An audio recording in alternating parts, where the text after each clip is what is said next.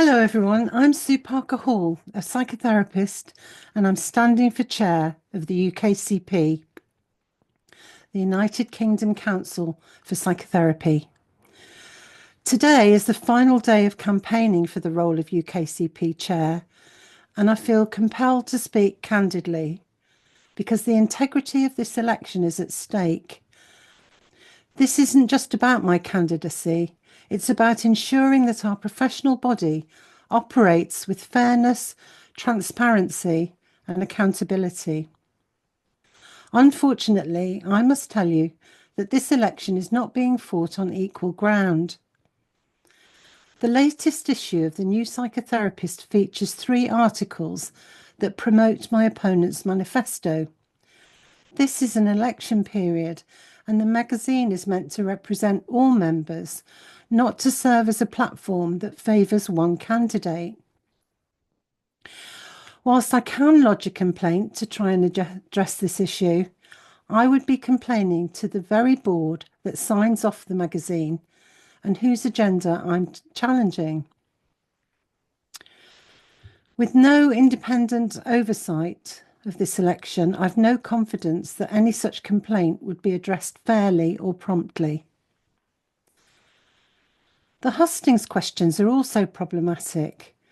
They've been presented as members' questions, yet they are about how I would promote the incumbent's agenda. I have my concerns that this is not the genuine voice of the membership. This is not how democracy should work in a professional body like ours. Transparency, fairness, and accountability are not optional, they're essential. As you cast your vote, I ask you to consider not just the candidates, but the process itself. Do we want a UKCP where decisions are made behind closed doors, or do we want a professional body that truly represents all its members, values diverse perspectives, and upholds the highest ethical standards? This election is about more than leadership. It's about the future shape of UKCP. As we approach the final hours of this important election, I feel compelled to address a deeply troubling letter that has been circulated amongst certain UKCP members. This letter contains false, defamatory, and unfounded allegations against me. It accuses me of promoting far-right views, conspiracy theories, and misinformation. It even goes as far as to suggest that I'm associated with extremist movements and harmful ideologies. These claims are completely untrue and misrepresent my professional work, values, and intentions. These accusations are designed to discredit me and discredit me personally, rather than engage with the actual issues at stake in this election. I want to be absolutely clear with you. I do not promote or endorse any form of extremism, nor do I support the harmful ideologies mentioned in this letter. My work has always been grounded in the principles of critical thinking, psychological resilience, and ethical integrity.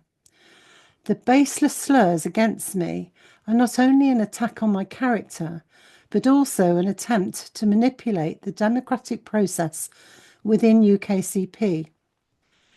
This election should be about vision, leadership, and the future of psychotherapy, not smear campaigns and personal attacks. I would hope the board would join me in criticising these personal attacks, just as I would if the situation was reversed.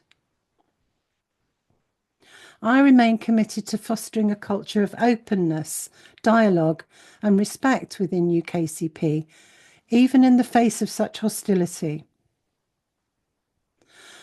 Currently, there's a dispute ensuing within the psychotherapy profession over what kind of thinking is considered permissible.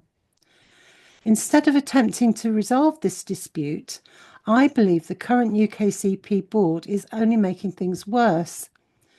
They're not listening to their members, many of whom don't want to adopt an ideological position or have any desire to be a political activist. Our field has always been about independent critical thinking, personal agency, emotional expression, psychological resilience, to help people understand themselves and navigate life's challenges as best they can.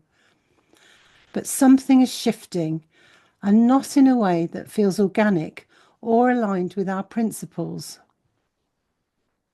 Psychotherapy should be about helping people think independently, to process their experiences in depth, and to explore their own thoughts without fear of judgment. But increasingly, we're seeing political conformity taking precedence over intellectual diversity or curiosity. Training programs and professional bodies like the UKCP are pushing one-sided socio-political narratives such as EDI, equality, diversity and inclusivity, or BIIDE, excuse me, belonging, intersectionality, inclusivity, diversity and equity. This leaves little room for open inquiry.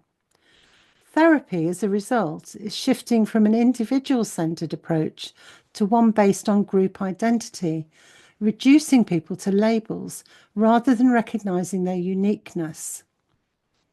Although largely well-meaning, group-based identities have the worrying potential to blur the boundaries between adults and children, which is a clear and obvious safeguarding risk. Conversely, disagreeing with the dominant narratives of these groups is often seen as harmful or unsafe, rather than a natural and necessary part of intellectual debate.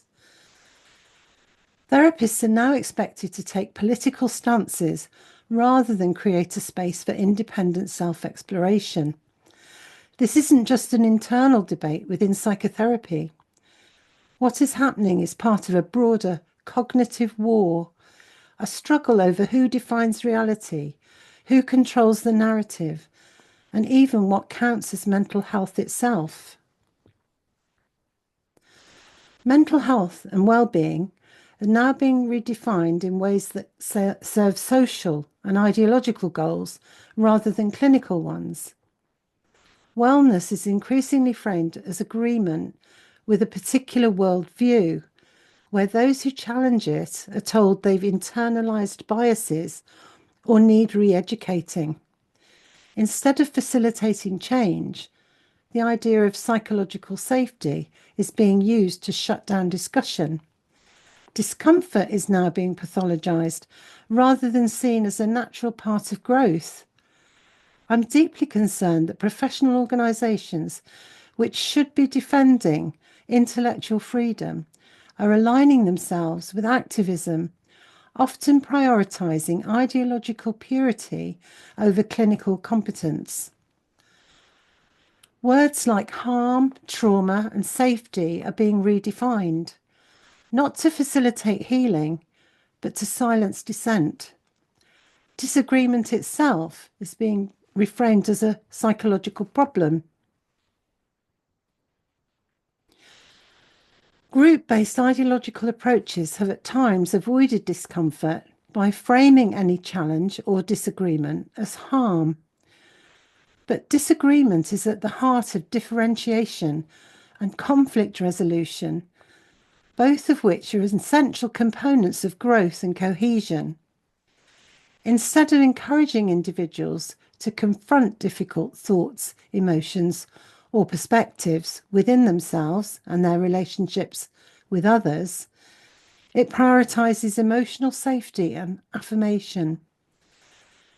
This shifts therapy away from exploration and the development of emotional resilience towards validation and protection from discomfort.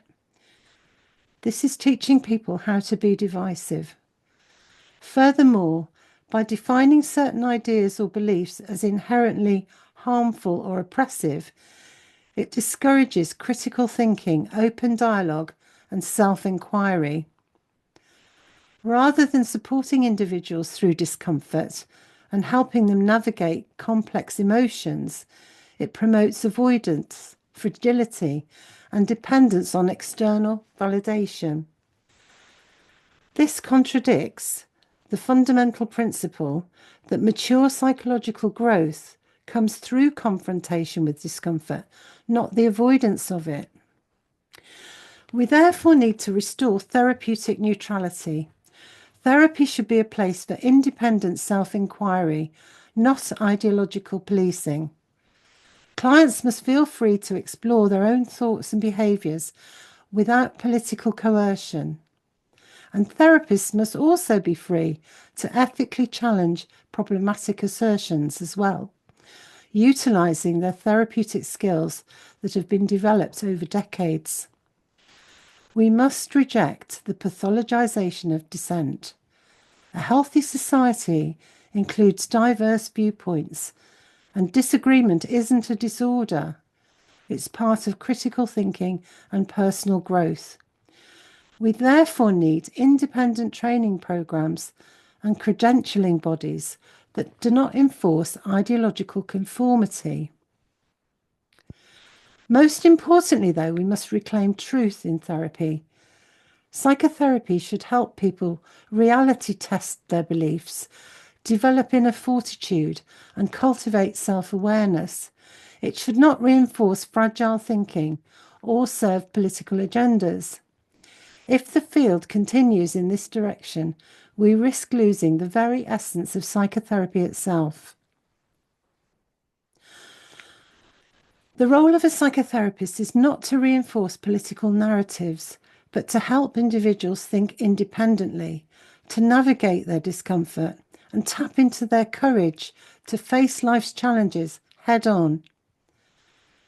The good news is that people in other industries are pushing back against these ideologies. This week, we've seen the Institute of Financial Actuaries drop its EDI pledge after concerns were raised about its vague, politicised mandate. Financial leaders are now pressuring the Financial Conduct Authority to reconsider the impact of EDI on business efficiency. And major corporations are beginning to scale back diversity initiatives that have proven more divisive than beneficial. Even Google has now dropped their EDI recruitment policies. This is not a push to embed practices that are discriminatory. This is a recognition that the ideologies currently utilised to try to address discrimination are inherently flawed. And I'm deeply distressed by UKCP's reluctance to engage with the growing concerns about EDI and their additional categories, BIIDE. Rather than addressing the valid and well-reasoned pushback, the board continues to plough ahead as if no disagreement exists, even when other industries are rapidly changing course. When confronted with these concerns, they ignore, deflect, or adopt a no-debate stance. At the same time, some members appear bewildered at the suggestion that EDI is anything other than a positive initiative. But EDI, particularly in the form UKCP is embedding, is not neutral. Many members do not realise its political nature. They assume it's simply about being kind and welcoming, when in reality it represents a radical shift in how psychotherapy is practiced, taught and regulated. Equity, for example, is not an ethical principle. It's a social engineering tool designed to engineer equal outcomes between different identity groups, often through positive discrimination. This is not the same as fairness or equality of opportunity, which should be the foundation of ethical psychotherapy. Intersectionality is at odds with a clinical framework because it prioritises group identity over individual experience. It encourages clients to see themselves primarily through the lens of oppression rather than as whole integrated people. It shifts the therapeutic focus to external social forces, which can be disempowering and discourage meaningful self-exploration. It also unhelpfully reframes relationships as power struggles, fostering division rather than connection, which runs counter to psychotherapy's aim of healing relational wounds and deepening empathy. It undermines the true purpose of psychotherapy.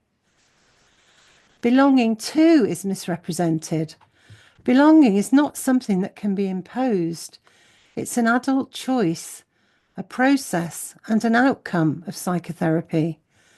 As therapists, our work should be to help clients first belong to themselves, to integrate their emotions, experiences, and identities in a way that facilitates self-acceptance.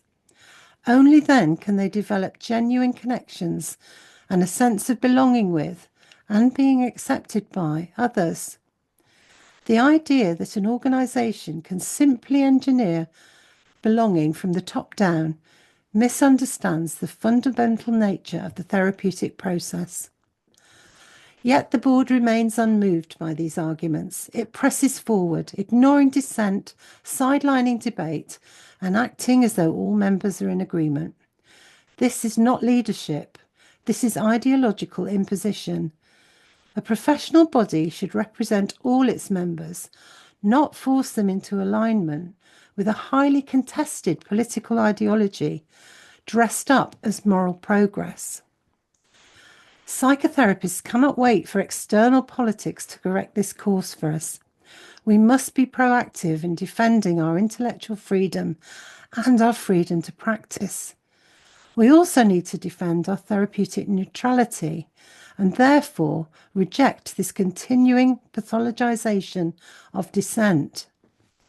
The ability to explore difficult thoughts without fear is fundamental to mental well-being. If we lose it, we lose the essence of what psychotherapy is. I've made this video because I've been finding it difficult to get my very important message out. I'm asking you to please share it wildly, particularly with your UKCP registered colleagues. It's urgent that UKCP registered therapists are provided with this information they may not be aware of before voting in next week's elections. It's also why I want you to vote for me to represent you as chair of UKCP. I believe in a profession that upholds its ethical principles, values open inquiry, and remains dedicated to genuine psychological growth rather than political trends. Together, we can secure psychotherapy as a space of truth, depth, and true diversity of thought. The choice is now in your hands. I hope you'll join me. Again, please share this video widely and wildly, particularly with your UKCP registered colleagues. Thank you.